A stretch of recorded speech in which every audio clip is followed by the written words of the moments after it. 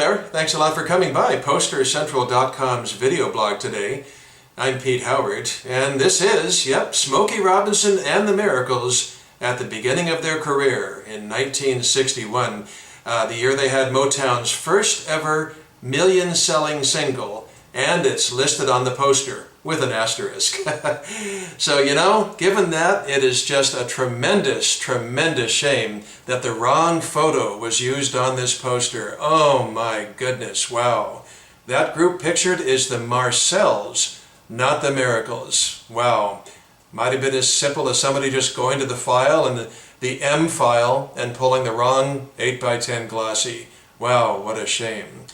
So the Marcells, they did have a #1 pop hit earlier this year in '61 with Blue Moon. I'm going to play DJ for just a fun second and remind you what that sounded like.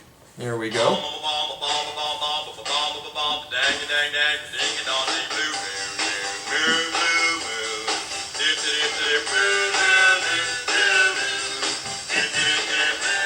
Sure, it's a radio standard, an oldie and everything else from 1961, the Marcells there. But anyway, the Miracles weren't unknown. They had their #1 R&B record for 2 months earlier this year with Shop Around. And a matter of fact, it was #2 on the pop charts, a giant national mainstream hit. So both acts were stars. I just don't know how this mix-up happened, and we never will. Matter of fact, so let me show you a better image, actually, of the Marcells, the exact same picture that is on the poster. Yep, there it is. That is them. And the photo that should have been on the poster, yep, there it is. The Miracles in 1961. So with Smokey right there in the middle. So, wow. And I will acknowledge as a music historian, what's kind of funny about this is it's much more of a pop culture tragedy, you could say, right now, than it was at the time, right? I mean, you got to guess that very few people in 1961 knew what the Miracles or even the Marcells looked like, right? They bought their concert tickets based on what they heard on the radio. And all evidence does point to this poster I'm holding having been used. It was hung up to sell tickets, so it's not like they just chucked them all away. They went ahead and used them indeed. And so, it's only with our half a century's hindsight and Smokey Robinson's stature as a towering genius of Motown, right, are we simply mourning the fact that he's not on this concert poster. But back then, probably didn't result in one different ticket sale, right? So you do have this standard 14 by 22 inch cardboard window card, and it's really interesting how the three colors, the orange to yellow to blue, are presented here as separate islands instead of, morphing together in split fountain fashion, which is a much more common color technique from back in the day. Coming in on the orange box then, if you will, the venue box, it does say Dance and Show, Sunday, November 5th, 9 o'clock to 1 o'clock. Yep.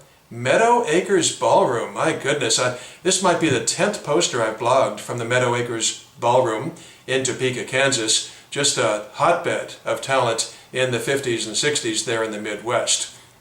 And then admission, $2.50 per person. Now normally I say that's it for the switching out information. Now to get to the permanent part below.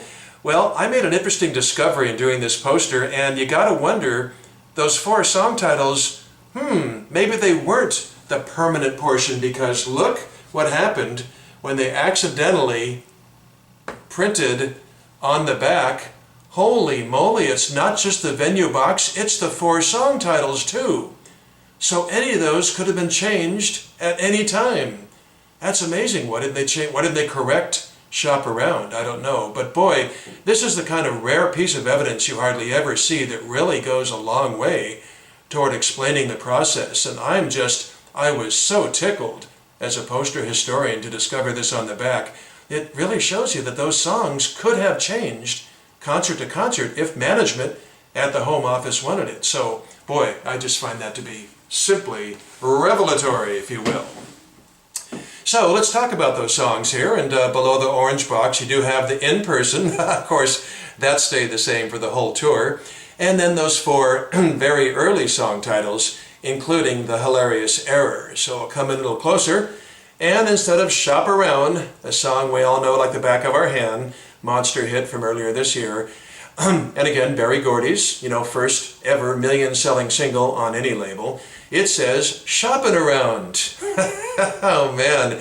And that's not a typo. It's not like a misspelling or they got a letter wrong from careless typesetting. That's just getting the song title wrong. So, ooh, ouch. Wow, I'll tell you, that one kind of hurts, And by the way, this poster once belonged to the late Hank Thompson, a dear friend of mine and often called the dean of boxing-style concert poster collectors.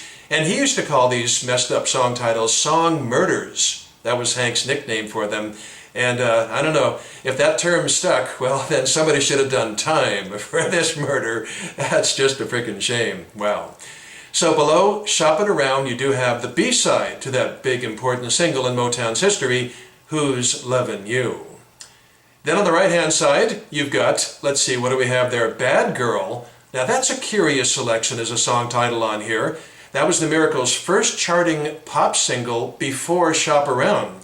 But with just barely a whimper, only 2 weeks on the chart, got up to 93, that's nothing.